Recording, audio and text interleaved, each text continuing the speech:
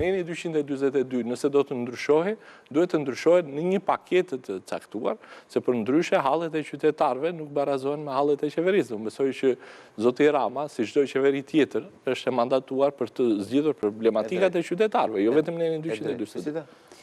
Tani unë mendoj që një shtet që lëngon nga korrupsioni, është një nga veprat ose një nga sëmundjet më të mëdha që ka ky shtet, mendoj që këtë prekjen e Nenit 242 e ka luks të tepruar. Ndonë e shikoj si diçka që jo vetëm të panevojshme, por edhe për ato element që ka futur aty gjoja për të zgjedhurit direkt nga populli, mendoj që edhe ata nuk kanë pse të ekzistojnë, sepse Rama në fillimet e tij ka trupetuar fuqishëm heqjen e imunitetit e të gjithë politikës shqiptare dhe gjithmonë është frymëzuar nga Neni 18 i Kushtetutës, sipas të cilës Tu bëhet fjalë për pezullimin, nuk fjalë për edhe për pezullimin, jo, ashtu thot Neni 242 aktualisht.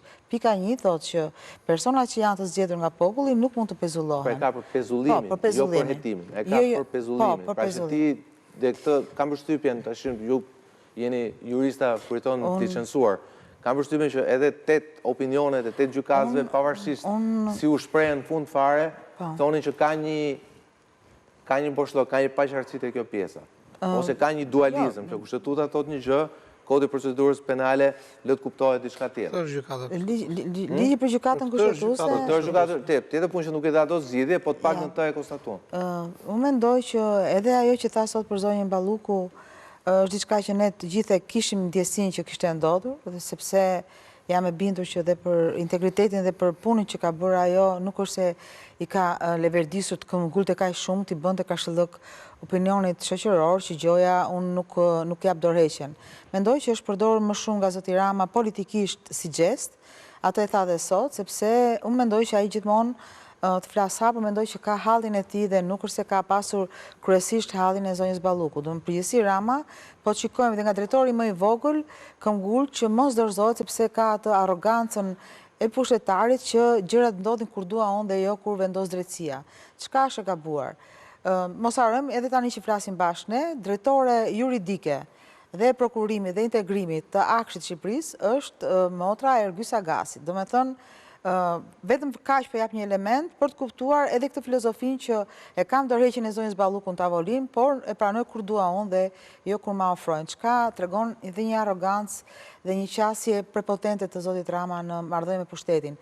Sa për këto ndryshime të mendoj që e para një herë këto janë ndryshime të çuditshme, të pa konsultuara me gjithë faktorët që janë pjesë e këtyre ndryshimeve, duke filluar që nga prokuroria, SPAK-u, avokatët penalist, dhomat penale, gjykatat, gjithçka ose fakulteti i drejtësisë, ne e dim shumë mirë që të prekësh kodin penal në Zvicër, në Itali, në Francë, bëhet dhe referendume, sidomos për kështu lloj temash me kaq shumë ndjeshmëri. Dhe ti bësh në mënyrë kaq bombastike dhe të papritur. Po bën Italia të njëjtën gjë? E jo, kam parë debate që kanë ndodhur dhe ka të njëjtën, ka një situatë. Po prap, e ka hedhur në debat, nuk e ka hedhur në këtë mënyrë arrogante, se zotin Rama sot e pam edhe penalist. Edhe duhet kemi parasysh një gjë që ndryshe është pezullimi individit dhe tjetër gjë është pezullimi funksionit. Zoti Rama e ngatron për kastile. Është tjetër gjë të pezullosh një individ, është thjesht një masë e përkohshme. Ne e dim që dhe zonjës Balluku në mes të tani në 20 shkurt i mbaron 3 mujori, me sa di unë, se masa pezullimit është marrë në mes të nëntorit, nga 20 nëntori, sepse masa pezulluese janë vetëm 3 mujore, nuk ka më shumë, aq e kanë efektin e tyre.